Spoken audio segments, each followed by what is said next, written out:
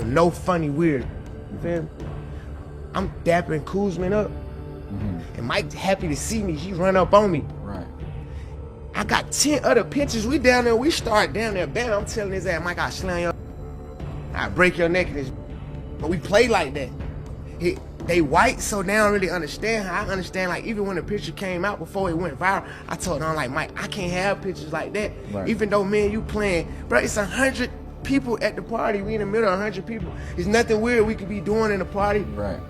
With all these people watching us. Literally, when that picture came out, I literally made Mike Rubin go to his security camera in his house, go to the footage and get the whole time. But I just never, like, I ain't even gonna post it on the internet. Right. I'm just like, you feel me? Like, yeah, I ain't even trying to make it into this and make it into that. Like, man, just keep on going, because that's kind of like how I be doing. But some like all that type of like, that really bothers me. Baby is absolutely one of the best human beings in the planet. Right, we're at a party, everyone's drunk. You know, it's a 13-hour party. People drink a lot of alcohol. Ever since that Rubin party, that ain't my boy no more. They got him. That's exactly what 50 Cent said after a viral clip hit the internet of Lil Baby, showing off fresh thigh tattoos, rocking a tank top and a pink belt like it was a fashion statement.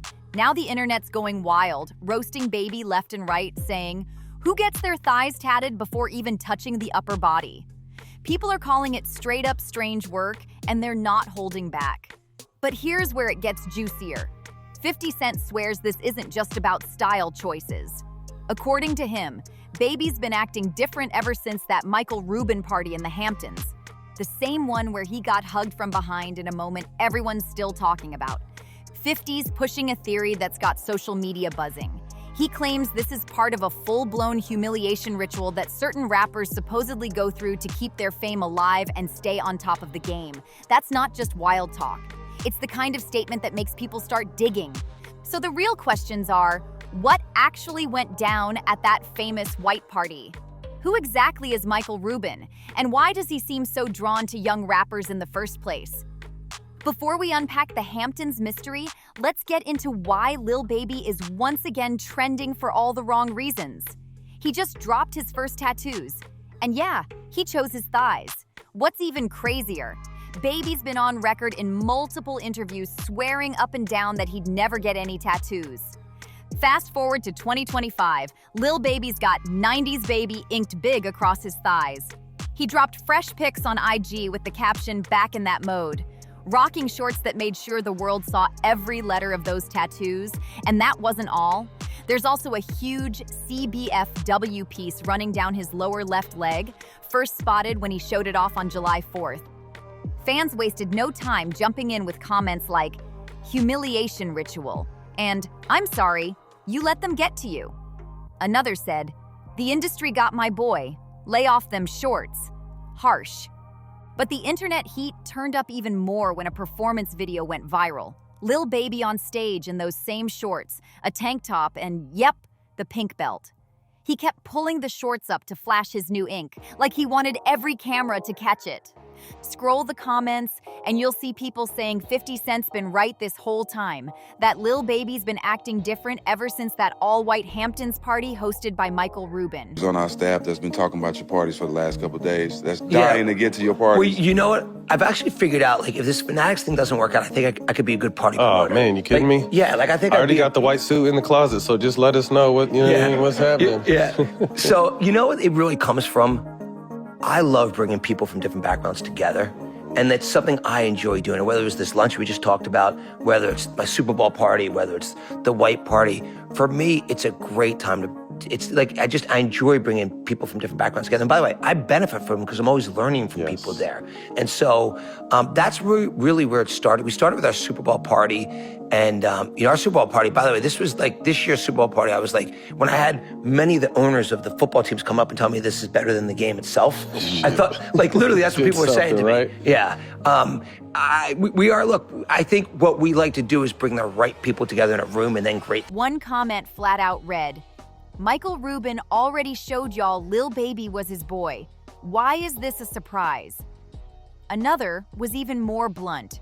"Bunny hops and hugs from the back by a white dude with money? This generation's lost." So what really went down at that party? And why was 50 Cent warning Lil Baby about being too close to Michael Rubin? It all kicked off in 2023 when Rubin threw his ultra-exclusive white party in the Hamptons.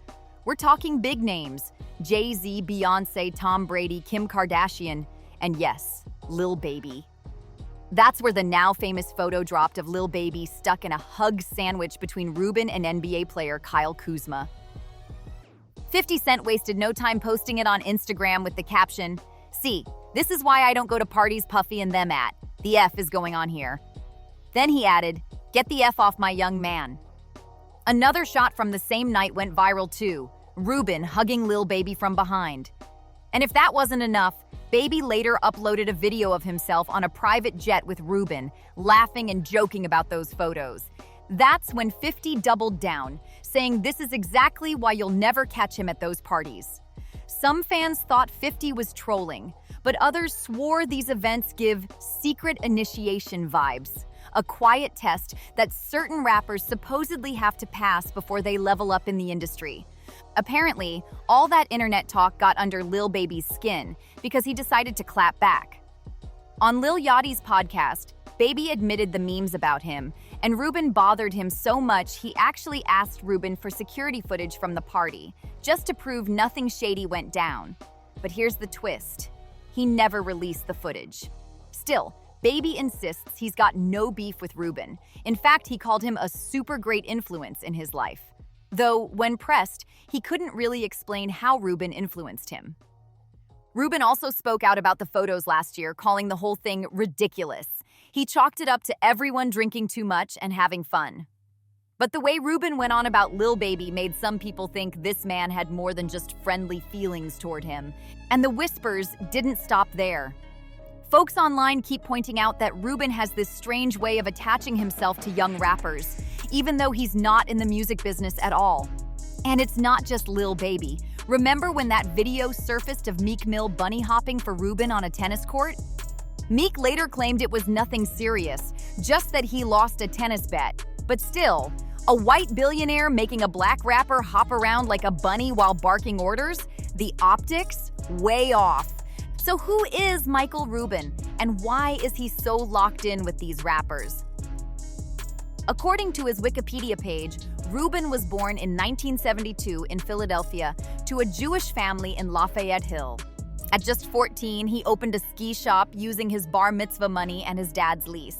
He started at Villanova University, but dropped out after one semester when he scored a $200,000 overstock gear deal. From there, Rubin sold his ski shops, launched KPR Sports, and hit $50 million in sales by 1995. He later built GSI Commerce into a multi-billion-dollar e-commerce empire. Now, he runs Fanatics Inc., which controls licensed sportswear for the NBA, NFL, MLB, NASCAR, Formula One, and WWE. As of mid-2025, Forbes values him at a jaw-dropping $10.6 billion. Sounds like a self-made success story, right? But here's where it feels shady. A lot of his success seems tied to who he knows rather than what he does. And when you actually watch him talk, let's just say this man has zero charisma. People even point out his eyes, saying they look cold, soulless.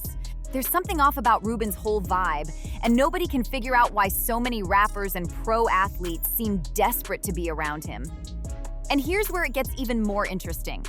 There's something about his white party that keeps people talking. The whole white party scene? It didn't start with Michael Rubin. It goes way back to Diddy's legendary Hamptons parties in the late 90s.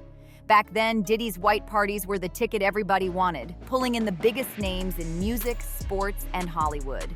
Fast forward to today, and a lot of the same faces from Diddy's guest lists now stroll into Rubin's mansion every summer. Take Leonardo DiCaprio. Here he is in 1997 at Diddy's white party. And here's Leo just last year, grinning at Michael Rubin's all-white bash like nothing's changed. Same with Jay-Z. In 2003, he was photographed alongside the late Uptown Records founder Andre Harrell at Diddy's event. And now, Jay and Beyonce show up to Rubin's Hamptons party like clockwork. That's why people are whispering that Rubin didn't just copy Diddy's formula. He may have taken over the entire game. Some even believe he's running a quiet blackmail setup through these parties, the kind where powerful old billionaires allegedly get young black rappers to take part in rituals that no one talks about publicly. From what's being said, no one's dragging them in by force, but rappers go along with it. Why? Some need help getting out of legal messes. Others are chasing career boosts. #1 albums, big awards, industry clout. But then there's the darker theory. Fans are connecting this to what comedian Cat Williams once hinted about Hollywood's secret parties. On Joe Rogan's podcast, Cat didn't mince words. He claimed these events sometimes involve strange rituals, and that what happens behind closed doors is far deeper and far darker than most people could imagine. And if any of this is true, then those flashy Instagram photos from Rubin's Hamptons estate might be hiding way more than a good time. If you're hooked on stories like this, don't just scroll away. Hit that subscribe button, like this video, and drop a comment with your thoughts. We've got more deep dives coming, and trust me, you won't want to miss what's next.